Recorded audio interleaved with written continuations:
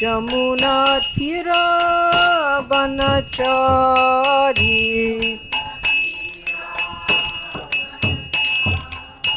Jamuna Tira Vanachari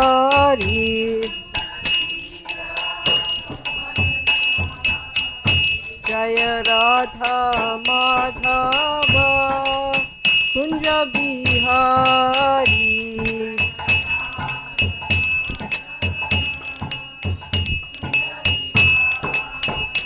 Jai Radha Madhava Kunja Bihari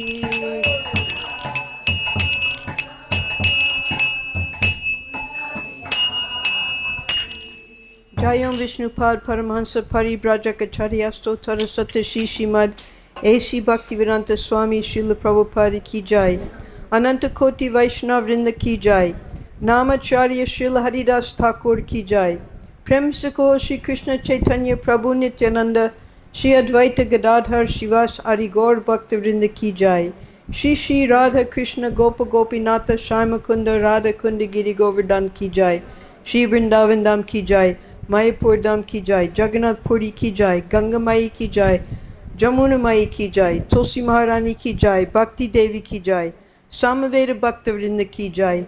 All glories to the assembled devotees. All glories to the assembled devotees. All glories to the assembled devotees. All glories to Shri Shri Guru and Gauranga.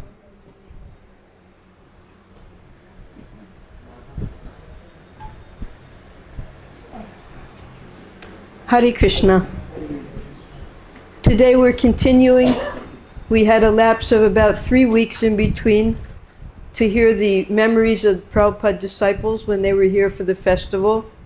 Now we're continuing with Volume 2, Planting the Seed, of Srila Prabhupada Lilamrita, written by Satsvarup Das Goswami.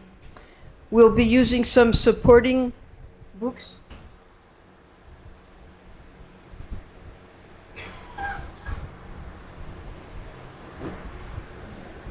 Because now, Srila Prabhupada having moved to 26 Second Avenue, we're still in July of 1966, and there were devotees who became serious and eventually took initiation during this time.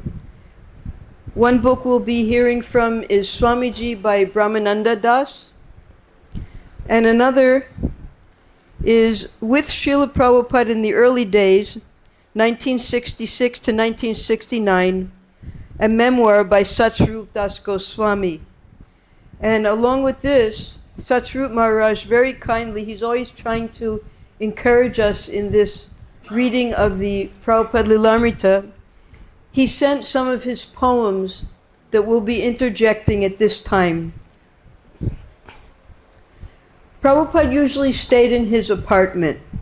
So remember Srila Prabhupada, when he made the rental agreement with Mr. Gardner, first he made Mr. Gardner a trustee of the society that didn't yet exist.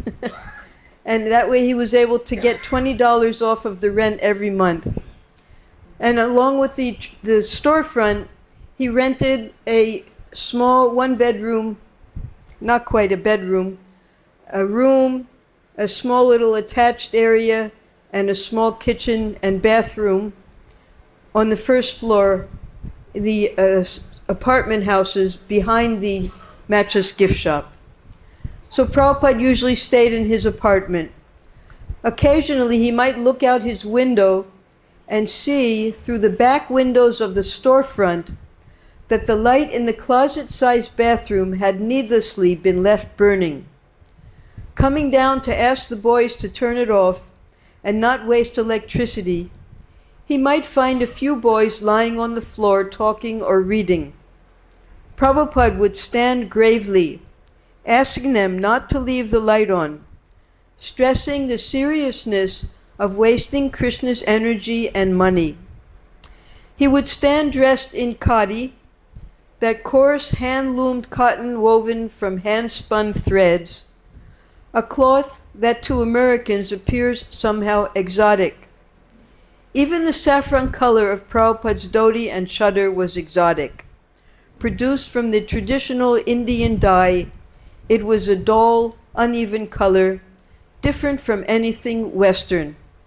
So we can remember from Prabhupada's early days, he used to be a follower of Gandhi, and Gandhi did a complete ban on milled cloth because the British were taking all of the cotton that was produced in India, they were taking it to England, to the textile mills there, and they were making very finely spun cloth, bringing it back to India and selling it to the Indians, rather than allowing the Indians to make the cloth themselves.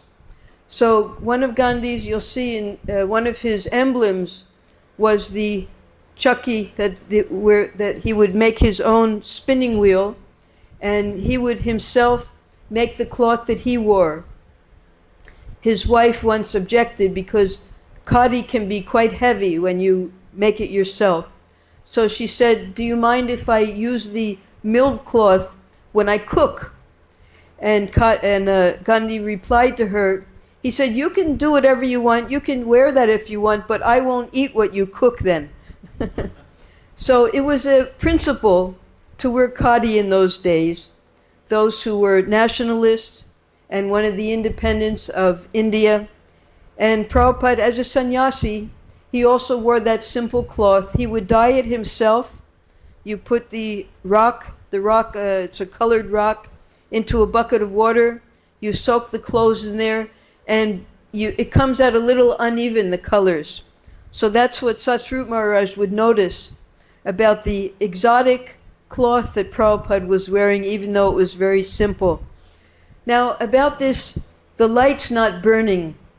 I can remember 3 different times. Once was Srila Prabhupada, he noticed, Prabhupada had a room in the, it was in Juhu Temple, we had the apartments, and the tenants lived in the apartments. So Mr. Sethi, he built on top of each of the apartments a whole new floor for the devotees to live on. And Prabhupada had one floor, I think it was number C, apartment number C, upstairs. So Prabhupada, when he would get home from his walk in the mornings, he would look out his window and watch us as we came out after we were doing the cleaning and the cooking. And then at nighttime also, from his bedroom, he could see the rooms that the devotees were staying in on the top as well. And Radhakund Mataji, she told me once that she had just given birth to a newborn baby, a little girl, Sundari, and she would keep the bathroom light on just to make sure to see the baby, make sure the baby was okay, like a new mother normally does. They're always worried the baby's going to die in the middle of the night. They have to see the baby. So the next morning, Prabhupada sent his servant to her, that why are you keeping the light on all night? And he would have her turn it off. And another time here, while cleaning Prabhupada's rooms, we would clean the rooms when Prabhupada was out taking his morning walk. We had 13 different sections, 13 devotees cleaning all those sections because it had to get done very quickly. So one day, when everyone else had gone and I was just tidying up Prabhupada's main room, Prabhupada was walking into his house, and I thought, well, let me surprise him. I'll turn on the lights, I'll turn on the fan so that when he walks in, everything will be ready for him. But instead of him being happy about that, he chastised me, and he said, why have you turned on the lights and the fans? Because not until he was in the room, sitting down, did he want the lights and fans turned on. And also the devotees in Mayapur, one of his servants, of course we would always wash our own clothes. There were no washing machines or didn't use dobies. There's no money. So we'd wash our own clothes, and we would usually hang our clothes up in our rooms to dry overnight. So one devotee, he left the fan on. He intentionally put the fan on so his clothes would dry quickly. So Prabhupada chastised him also, that you shouldn't run the fan when no one is in the room. So Prabhupada, even though we had 100 temples, crores of rupees, so many cars, everything, he was still concerned that the electricity should not be wasted. After Prabhupada turned off the light, the boys seemed to have nothing to say and nothing more appropriate to do than look with interest at him for a long, awkward moment. And the Swami would leave without saying anything more. Money was scarce. From his evening meetings, he would usually collect about $5 or $6 in change and bills. This was in July. That means it was before Brahmananda joined. Brahmananda joined in August. And when Brahmananda joined, he asked Prabhupada, in fact, he told Prabhupada, I turned in my resignation so I could come and join you and become your student. And Prabhupada instead encouraged him that no, you should keep your job because we have bills to pay and that will help us. So in the very first month that Prabhupada was there in July, he was just depending on the donations from passing around the basket and the sale of his books. He didn't have any big donors. Also, Satsrup had not joined yet. They were the two donors, regular donors. Don was one of the boys who was staying in the Matches gift shop. He wasn't particularly interested in the philosophy, but it was a free place to stay. And he would invite other young men to come and stay there, whoever came in and needed a place to stay. It was more or less like a hostel in those days. Whoever wanted to stay, they were welcome to stay. So Don talked of going up to New England to pick apples and bring back money for the Swami. New England is a part of the east coast of America. It's up near Canada, a little cold. And in the autumn season, that's the apple season. You can go and make money by picking the fruits there. You get paid by the day. Raphael said something about some money coming. Prabhupada waited and depended on Krishna. Sometimes he would walk back and forth in the courtyard between the buildings. Seeming mysterious to the neighbors, he would chant on his beads, his hand deep in his bead bag. Prabhupada would also take walks on the streets, and that was how he met Hayagriva, and he would also see other people there. The people would notice him as he was taking his walks. Mostly he kept to his room working. As he had said during a lecture when living on the Bowery, I am here always working at something, reading or writing, something. Reading or writing 24 hours. His mission of translating Srimad Bhagavatam, of presenting the complete work in 60 volumes of 400 pages each, could alone occupy all his days and nights. He worked at it whenever possible, sitting at his portable typewriter or translating the Sanskrit into English. He especially worked in the very early hours of the morning when he would not be interrupted. He would comb through the Sanskrit and Bengali commentaries of the great acharyas, following their explanations, selecting passages from them, adding his own knowledge and realization, and then laboriously weaving it all together and typing out his Bhaktivedanta purports. So Srila Prabhupada had a very strict schedule. And he explained that just as Nehru was more or less one of the founders of India, and he was able to accomplish so much because he found that if you have a very steady schedule, whatever you need to get done, you put that in your schedule, and then it'll be accomplished.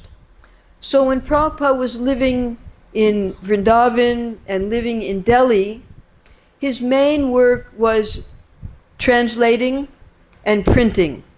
He was concentrating on that. He would also occasionally give lectures in the temples where he was staying, and he would be invited to give lectures at different places. but mostly he was concerned with getting his Srimad Bhagavatam first 3 volumes printed. And you'll notice in those first 3 volumes, he would always stop before 400 pages, 368, 370 something, because that was Prabhupada's plan. And he calculated that with the 18,000 verses, it would take 60 volumes at 400 pages each to complete his work. And the quietest time, when no one would come up and disturb him, would be in the early hours. Prabhupada would generally take rest at 11 o'clock in the evening, after having a little snack, hot milk, some puffed rice, some papad, some kachori or paratha. He would just rest for 2 hours, and then at 1 o'clock he would rise and sit at his desk and begin his translation work. So this was before Gargamuni found a dictaphone for Prabhupada. So that meant that Prabhupada was using his 2-finger typing to do all of his Srimad Bhagavatam translation work. And you can see we have one of the original Srimad Bhagavatams printed by the Gaudiya Math that Srila Prabhupada used for his translation. It's all in Bengali text. It might be Sanskrit, but the Bengali text was used. Just as if you go to the Vrindavan Research Institute just down the street here, they have in there Rupa Goswami's on the palm leaves, his writing, that Chaitanya Mahaprabhu said that his writing looked just like pearls. So they did not use the Sanskrit Devanagari text. They wrote the Sanskrit in Bengali text. So Prabhupada's work, although there were 6 different commentaries or tikas within that book of the Acharyas, the book itself was written in Bengali. We'll see that as we go on further here. So up until 10 o'clock at night, young men would come to see Prabhupada in his room. But after 10, he would take a little rest, and then he would rise and follow his same schedule of working on his translations all night long.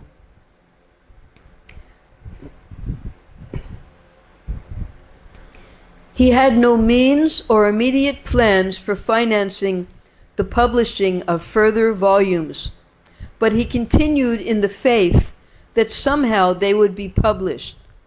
Now, we had heard that Mr. Bogart and a few other people were trying to find a publishing house to print the further volumes of Srimad Bhagavatam, but no one was willing to do that. They weren't even willing to print the Bhagavad Gita, because by that time there were already several English translations of Bhagavad Gita in America. So none of these publishing houses felt that there was a need for publishing even Bhagavad Gita, and especially Srimad Bhagavatam, which was practically unknown in America, except for some very specialized scholars. We'll hear about those scholars later, who were very impressed by Prabhupada's Srimad Bhagavatam translations. Eventually what Srila Prabhupada did was, after Prabhupada opened the New York Center, and then the San Francisco Center, and then Prabhupada went to Montreal, he had some of his disciples go there and open a temple there. Prabhupada then opened a center in Boston. He sent Satsvarup there, and he started there the ISKCON press. And as Prabhupada translated, the press would print 1 chapter at a time of the 2nd canto, and we would distribute those books. And everyone in the press was initiated disciples or aspiring disciples of Srila Prabhupada. It was all done by disciples. From the, Prabhupada would send his tapes, there would be transcription of the tapes, and that would have to be laid out, all done by hand on light desks, and then it had to be Sanskrit edited, English edited, And when all the corrections were made, then it would go to the photography room. They would take pictures of each page, and then it would go for printing. And we had our own printing presses, and that was all done by hand by the devotees. They would print out the sheets, and then we would fold up the sheets, and then we would collate each of the pages. So all of us who were working in the press, we learned how to do this printing work to help Prabhupada with his books. And eventually Prabhupada made business relations with Dai Nippon in Japan, and they started to print his books for him. But before that, Prabhupada's disciples were printing his books for him. He had a broad mission, broader even than translating Srimad Bhagavatam. And so he gave much of his time and energy to meeting visitors. Had his only aim been to write, then there would have been no need to have taken the risk and trouble of coming to America. Now many people were coming, and an important part of his mission was to talk to them and convince them of Krishna consciousness. His visitors were usually young men who had recently come to live on the Lower East Side. He had no secretary to screen his visitors, nor did he have scheduled visiting hours. So what this meant was, because Prabhupada would come down at 7 o'clock in the morning, and he would give a Srimad Bhagavatam class or a Chaitanya Charitamrita class to the young men who were either staying in the mattress gift shop, and some of the young men would also come from their apartments nearby to hear the class. Then there would be prasadam. Then Prabhupada would spend the day in his translation work in his room. And it was an open door policy. That meant that anyone who wanted to come up and talk to Prabhupada, he was there sitting at his little trunk desk, and they could come and speak to Prabhupada.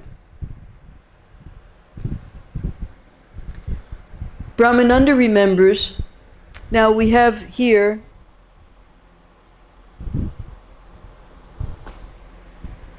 this is the book Swamiji. Anyone who would like to read it, it's in Prabhupada's library. This was the memoirs of Brahmananda Das before he left us here. And we'll start taking excerpts from his books to get more information about this time. So Brahmananda remembers, the first time I sat on the floor across from Swamiji, that means he went upstairs to see Swamiji in his room, I told him the story of my identity crisis. He seemed to really want to know. He cared. Finally, when I exhausted talking about myself, I was ready to hear what he had to say. This is what Prabhupada told him. You are part and parcel of Lord Krishna. That is who you are. Then he immediately backed up his pronouncement with a reference from what Krishna says in the Bhagavad Gita, just in case I didn't believe him. Mamai Vangsa Jiva Loke, Jiva Bhuta Sanatana. The living entities in this conditioned world are my eternal fragmental parts. Then he told me who Krishna was. He is God, the Supreme Personality of Godhead. Paramam Purusham Divyam. Being part and parcel of Krishna, your duty is to serve him, and to think of him, and to worship him, and to love him, and to act to satisfy him. Now, chant Hare Krishna. So, as we all know, Brahmananda had a younger brother named Gargamuni. And Brahmananda, he was going to college in New York City, and he had to do a paper to get his degree, and he chose to do his paper on the Bhagavad Gita. So he was familiar with Bhagavad Gita, and his father also arranged that he work on a boat that was sailing all around to different ports. And one of those ports was Bombay. So Brahmananda, he got experience washing plates and pots because he worked in the mess in the boat for the passengers and the crew. He learned how to wash pots very well. And when he went to Bombay, he became very attracted to Indian philosophy. And this developed in him. He felt that he had to find a teacher to learn the philosophy. So when he came back to New York, the only thing he could find was the Ramakrishna mission. And at that time, we had heard about Swami Nikhilananda. So Swami Nikhilananda, he took a different route. Of course, the philosophy is also very different, Ramakrishna mission. His route was that he wanted to synthesize with Western culture. He would wear suit and tie, and he would even eat meat, smoke cigarettes. But Brahmananda had no other choice but to take shelter of the Ramakrishna mission because that's all he could find. And he was even considering, he even asked Nikhilananda if he could become his disciple. But then Nikhilananda one day offered him chicken prasadam. And Brahmananda had already become a vegetarian. And he became so disgusted that he stopped visiting the Ramakrishna mission. And Gargamuni explains in his book that just as Srila Prabhupada, he didn't know about the Gaudiya Math, but one of his good friends, Narendranath Malik, told him, there's a sadhu, I want you to meet him, let's go to the Math. And Prabhupada was reluctant, but on the encouragement of his friend, he met Srila Bhaktisiddhanta Saraswati. So the same thing happened with Brahmananda. One of his friends encouraged him because his friend knew that Brahmananda was interested in Bhagavad Gita. He said, hey, there's a Swami down on the Lower East Side. He's giving classes in the Bhagavad Gita. Why don't you check him out? So that's how Brahmananda started going to the classes in August of 1966. And Brahmananda had a very serious metaphysical problem.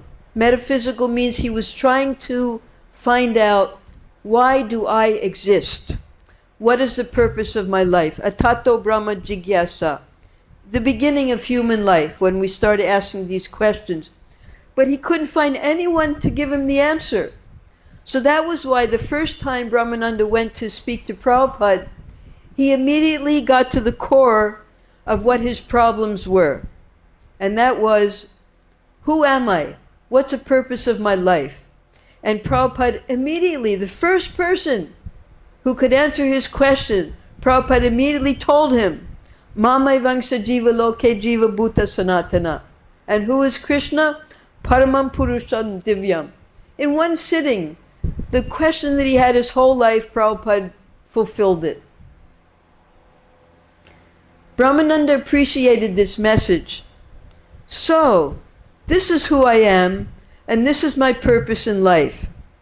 Inwardly, I smiled in existential relief at long last. Of course, he had to repeat this message to me many, many times in his conversations, his lectures, and in his books to convince me and to clear away any lingering, periodic doubts. But it was he alone who kindly applied the antiseptic medicine to my metaphysical wounds. So it was just a matter of time, I knew, until I completely healed. Now, why is Brahmananda calling these wounds and they had to heal? And that's because any of us who grew up in the 60s, we were being bombarded with philosophies. Not only were they atheistic, they were demoniac. They were called absurdism, existentialism. There was we'll hear later what these philosophies were. The writers that we were reading at that time, did not give us any purpose of life. In fact, the only purpose that one of the main writers, Camus, gave us was, should I commit suicide or not? They saw no purpose to life whatsoever. One of the other writers, Kafka, he wrote a book called Metamorphism, that he went to sleep one night and he woke up and had become a big cockroach. Absolute absurdity. And this is what was available at that time in the 60s for us to try to understand who we were. Absurdism and existentialism. Communism, that was just for the societal framework, but no one was giving the answers about what the purpose of life was until Prabhupada came along. And that's why he calls it wounds and how Prabhupada healed him. Whenever anyone happened by at any time, from early morning to 10 at night, Prabhupada would stop his typing or translating and speak with them. It was an open neighborhood, and many visitors would come by right off the street. Some were serious, but many were not. Some even came intoxicated. Often they came not to inquire submissively, but to challenge. Once a young hippie on an LSD trip found his way upstairs and sat opposite the Swami. This hippie said to Prabhupada, sitting right face to face with him, he said, "Right now, I am higher than you are," he announced. "I am God." Prabhupada bowed his head slightly, his palms folded. "Please accept my obeisances," he said. Then he asked God to please leave. Others admitted frankly that they were crazy or haunted by ghosts and sought relief from their mental suffering. So Srila Prabhupada, he really had to work very hard to help these young people who were completely clueless about why they were even existing. And he stopped his work. Don and the others who were living downstairs, anyone who wanted to go see Prabhupada, they would say, "Oh, you can go see him, he's right upstairs." There was no fielding whatsoever. Anyone who wanted can wander up and disturb Prabhupada like this. Lone Solomon later became a disciple. I think not of Srila Prabhupada, I think he became a disciple of Satsvarup Maharaj. I was looking for spiritual centers, places where one can go, not like stores where they ask you to leave, but where you can actually talk to people and try to understand the ultimate truth. I would come to the Swamis knowing it was definitely a spiritual center. There was definitely something there. I was on drugs and disturbed with the notion that I must be God or some very important personality way out of proportion to my actual situation. I was actually in trouble, mentally deranged because of so much suffering, and I would kind of blow in to see him whenever I felt the whim to do so. Prabhupada was so tolerant. I didn't make a point of going to his meetings, but a lot of times I would just come. One time I came and spent the night there. I was always welcome at any time to sleep in the storefront. Prabhupada was giving shelter to these young men who were wandering on the Lower East Side. Most of them were penniless, and the free prasadam was there, a free place to stay, and when they had questions, they had Prabhupada to go up and see any time during the day. I wanted to show the Swami what a sad case I was, so he should definitely do something for me. He told me to join him and he could solve my problems, but I wasn't ready. I was really into sex, and I wanted to know what he meant by illicit sex. What was his definition? He said to me, "This means sex outside of marriage." but I wasn't satisfied with the answer, and I asked him for more details. He told me to first consider the answer he had given me, and then come back the next day, and he would tell me more. Then I showed up with a girl. The Swami came to the door and said, "I am very busy. I have my work. I have my translating. I cannot talk with you now." Well, that was the only time he didn't offer me full hospitality and full attention and talk with me as many questions as I had. So I left immediately with the girl. He was correct in his perception that I was simply going to see him just to try to impress the girl. He saw through it right away, and he rejected that type of association. But every time I came, I was in trouble, and he always helped me. Sometimes young men would come with scholarly pretensions to test the Swami's knowledge of Bhagavad Gita. So we'll see here that people would come, they would attend Prabhupada's classes, they would even come for prasadam, they would even come to sleep in the storefront.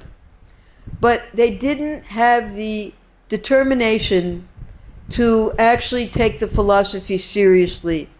They were more or less taking advantage of the kindness of Srila Prabhupada, the free place to stay, the free prasadam, and anytime they wanted to, they could go up and see a Swami.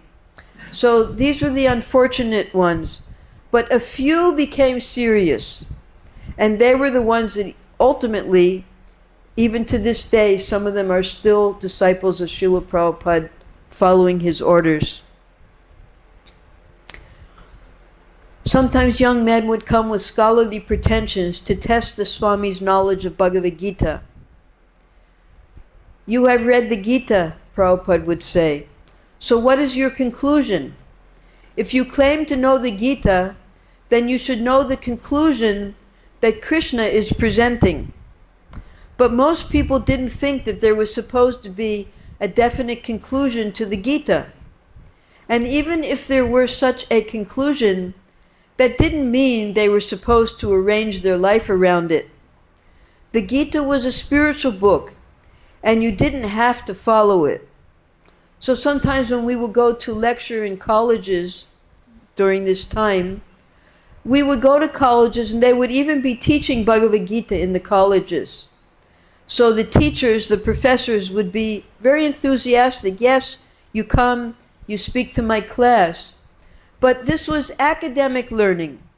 No one was actually teaching what Bhagavad Gita's message was. They were reading it just like a textbook without understanding the real message of Gyan, Karma, Bhakti, and ultimately surrender to Krishna. One young man approached the Swami asking, "What book will you lecture from next week? Will you be teaching the Tibetan Book of the Dead?" As if Prabhupada would teach spirituality like a college survey course in world religions. Prabhupada replied, "Everything is there in Bhagavad Gita. We could study one verse for 3 months." And there were other questions. What about Camus? Camus was a French author. In the next slide, we'll hear his philosophy. Camus had a great influence on us young people in those days. He was an existentialist, or an absurdist. We'll find out next. But he wrote many books. He even got the Nobel Peace Prize for his books. And his books had absolutely no real message in them other than the futility of existence. What is his philosophy? Prabhupada would ask. He says everything is absurd, and the only philosophical question is whether to commit suicide. And he finally did commit suicide, Camus. He was driving in a car with one of his lovers, and he rode the car off of a cliff and came to the final conclusion of his philosophy by ending his absurd life. That means everything is absurd for him. The material world is absurd, but there is a spiritual world beyond this one. That means he does not know the soul. The soul cannot be killed. So this was Albert Camus' philosophy, because so many of us were... You were reading his books, Narayani? No, I read all of his books. Very confusing. But he was also a moralist to some point. It's explained here. Philosophically, Camus' views contributed to the rise of the philosophy known as absurdism. Some consider Camus' work to show him to be an existentialist, even though he himself firmly rejected the term throughout his life. Because he saw life to be absurd. There was no purpose to it. Absurdism is a philosophical theory that the universe is irrational and meaningless. It states that trying to find meaning leads people into conflict with the seemingly meaningless world. Because as soon as one person finds a meaning to life, another person will find another meaning to life, and then there'll be a conflict. So better not to find any meaning in life and just go on without any purpose. That's absurdism. Existentialism is a family of philosophical views and inquiry that prioritize the existence of the human individual, study existence from the individual's perspective, and conclude that despite the absurdity or incomprehensibility of the universe, individuals must still embrace responsibility for their actions and strive to lead authentic lives. So in existentialism, you're seeing everything, you don't take any authority above yourself. Whatever your perspective is, that's the purpose of life. But there's a sense of morality in existentialism. And that is, they must embrace responsibility for their actions and strive to lead authentic lives. For whatever they have found the purpose of the life to be, they should live according to that. So it's a little bit more moralistic than absurdism. Now, this is exactly in chapter 16 of Bhagavad Gita, how Sri Krishna begins the description of the demoniac mentality and consciousness.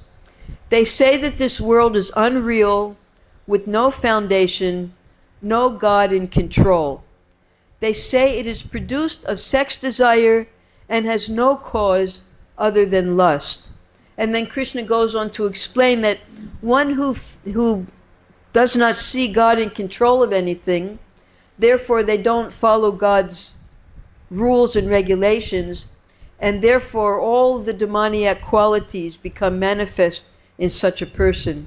So that's the seed of demoniac mentality, that the world is unreal and there's no purpose to life. Adherents of various thinkers approached him. What about Nietzsche, Kafka, Timothy Leary, Bob Dylan? Prabhupada would ask what their philosophy was, and the particular follower would have to explain and defend his favorite intellectual hero. Prabhupada would say, they are all mental speculators. Here in this material world, we are all conditioned souls. Your knowledge is imperfect. Your senses are blunt. What good is your opinion? We have to hear from the perfect authority, Krishna. Do you mean to say that none of the great thinkers are God conscious? A boy asked. Their sincerity is their God consciousness. But if we want perfect knowledge of God, then we have to consult Shastra. So some of these people, Nietzsche, Kafka, Timothy Leary, Bob Dylan, when I was in high school in my 12th year, in our sociology class, we'd have our textbooks. Inside of my textbooks, I would keep Nietzsche's books and read them, because these were our heroes trying to understand the purpose of life. And his philosophy was the most demoniac. But we couldn't understand good from bad. We were just trying to find some strain of the purpose of life. So we were studying all the philosophers we could. Sometimes in the bookshops, there would be some religious books. There was Kierkegaard, who was a Christian. And the name of his book is Purity of Heart is to Will One Thing. And he would speak about God. But most of the philosophers who the young people in those days were reading, such as these four, Nietzsche, Kafka, Timothy Leary, and Bob Dylan, they would never mention God. Everything was according to their perspective. Nietzsche, the will to power, the claim that God is dead, he was the one who coined the phrase, God is dead. The distinction between master and slave moralities and radical perspectivism seeks to determine truth by comparing and evaluating perspectives among themselves.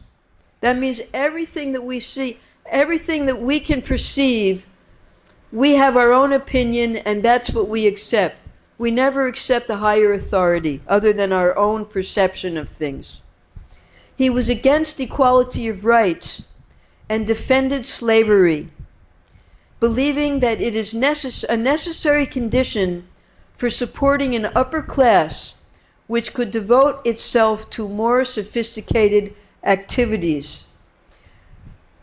Kafka wrote about the absurdity of existence. His literature takes the meaninglessness of life as its premise. He believed that the whole human race was the product of one of God's bad days. There was no meaning to make sense of our lives. So one of Kafka's disciples was a writer named Samuel Beckett. Samuel Beckett? He wrote a book called Waiting for Godot. And it was about a master and a slave. He used to keep his slave with a leash around his neck. And they were waiting for Godot. And Godot was God. There was another name that they called God. And the whole book is just the two of them waiting for God to come. He never came. Just the absurdity of life. How you're waiting and waiting, waiting. You're trying to find some purpose. You can't find it. It's over. So these were the literatures that the unfortunate youth in that time, because we had no real knowledge. And the literary figures, the musicians, the poets of our time gave us no purpose in life other than absurdity and existentialism. Timothy Leary, he was the one who advocated LSD, the taking of the hallucinogenic drug. Turn on, tune in, drop out. So turn on means take the intoxication, LSD. Tune in, because when you take LSD, you have hallucinations. And the young people, they believed that those hallucinations were mystical experiences.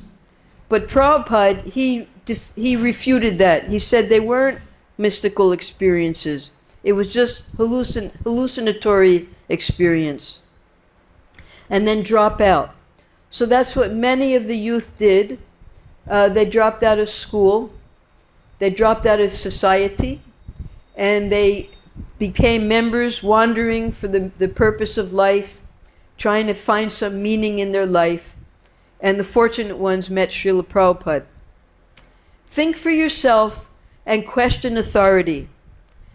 He considered himself to be a pagan, or those who revolted against Christianity in the modern West.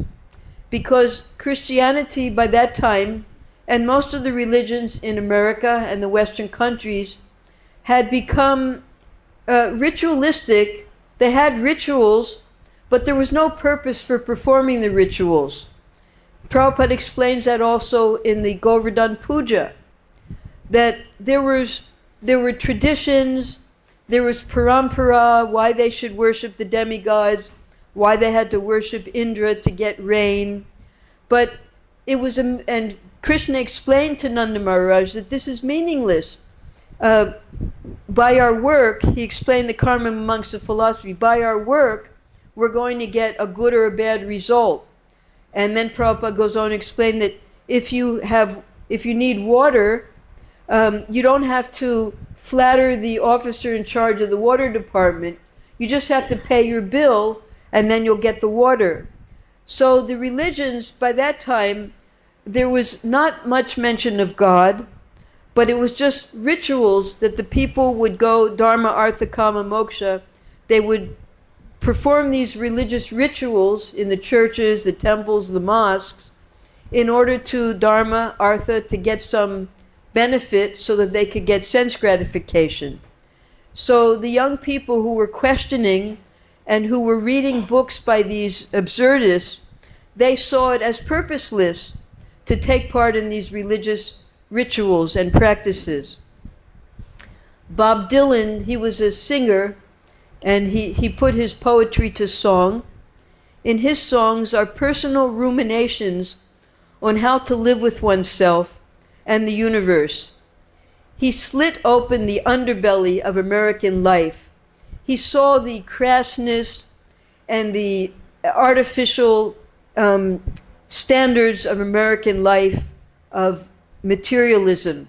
So you cut the underbelly and you see he poked at the entrails. That means after cutting open the belly of American society, he would poke at the entrails, meaning he didn't see any value to the American society at that time. And that's what his songs were about. His songs were total warfare against the humdrum life in America.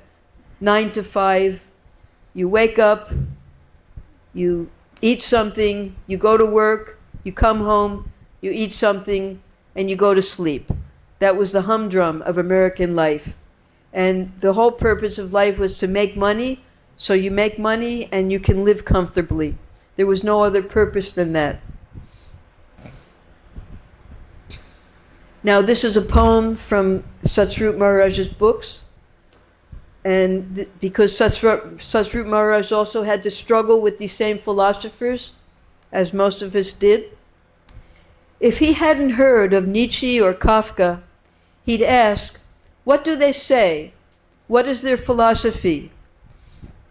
Demanding quintessence, and they'd crumble under his stare and hard logic. You and your favorite author-philosopher left groping with your sincerity, for no one knew God. God is Krishna, running in the fields. So Prabhupada was the only person amongst all the philosophers who could tell us who God actually was. Now this is a very important realization of Satsvarup Maharaj that he's sharing with us. Bit by bit, I got a chance to express different doubts and make inquiries that were personally important to me. One evening I asked Srila Prabhupada, there are different writers like Nietzsche and others who have actually misled people. Now I can understand that they have terribly misled people. Their evocations are powerful, and they try to be honest, but they express a miserable point of view. Do they have any God consciousness? Prabhupada said, their sincerity is their God consciousness. Meaning their sincerity, they were looking for some meaning, some purpose. And just by the sincerity of trying to search for something, that was as far as they got in their God consciousness. What he said was more important to me. If he had said, oh, they're rascals, they're fools, they're completely worthless, they're just going to hell, that would have been harder for me because of my former attachment. but he expertly weaned me away from them by giving them credit, even though they remained in darkness and were pitiable persons. Prabhupada explained that at least they were trying to look for the truth. They weren't trying to enjoy anything. Still, they were in ignorance, addicted to mental speculation. In this way, I was able to make the inevitable break from thinkers who had greatly influenced me, and at the same time I retained compassionate regard for their lives of dedication. So after reading all of these philosophers of the day, I remember coming to the temple and reading the Sri Ishopanishad for the first time. And that book is so strong in knowledge that when I read Ishopanishad, comparing it to these philosophers, I realized, oh, now I must become Krishna conscious because everything is right here in this book. All of the rules are here, and now I can't pretend not to know the truth. Because that's all that Prabhupada gives us, the absolute truth, and we can't ignore it once we've read it. Often there were challenges, but under the Swami's stare and hard logic, the challenger would usually trail off into thoughtful silence. Is the spiritual knowledge of China advanced? Prabhupada would sometimes answer simply by making a sour face. Well, I am a follower of Vedanta myself. Do you know what Vedanta means? What is the first aphorism of the Vedanta Sutra? Do you know? No, Then how can you speak of Vedanta? Vedaischa sarver aham eva vedya. Krishna says that he is the goal of Vedanta. So if you are a Vedantist, then you must become Krishna conscious. Just by Prabhupada's look, they would get defeated. What about Buddha? Do you follow him? No. No, you just talk. Why don't you follow? Follow Krishna, follow Christ, follow Buddha. But don't just talk. This sounds the same as Christianity. How is it any different? It is the same, love of God. But who is a Christian? Who follows? The Bible teaches, thou shalt not kill. But all over the world, Christians are expert in killing. Do you know that? I believe that Christians say that Jesus Christ died for our sins. So why are you still sinning? Although Prabhupada was a stranger to America, they were strangers to absolute knowledge. Whenever anyone would come to see him, he wouldn't waste time. He talked philosophy, reason, and argument. He constantly argued against atheism and impersonalism. He spoke strongly to prove the existence of God and the universality of Krishna consciousness. He talked often and vigorously, day and night, meeting all kinds of questions and philosophies. He would listen also, and he heard a wide range of local testimonies. He heard the dissatisfaction of young Americans with the war and with American society. One boy told him he didn't want to get married because he couldn't find a chaste girl. It was better to go with prostitutes. Another confided that his mother had planned to abort him, but at the last moment his grandmother had convinced her not to. He heard from homosexuals. Someone told him that a set of New Yorkers considered it chic, that means fashionable, to eat the flesh of aborted babies. And in every case, he told them the truth. He talked with Marxists and explained that although Marx says that everything is the property of the state, the fact is that everything is the property of God. Only spiritual communism, which puts God in the center, can actually be successful.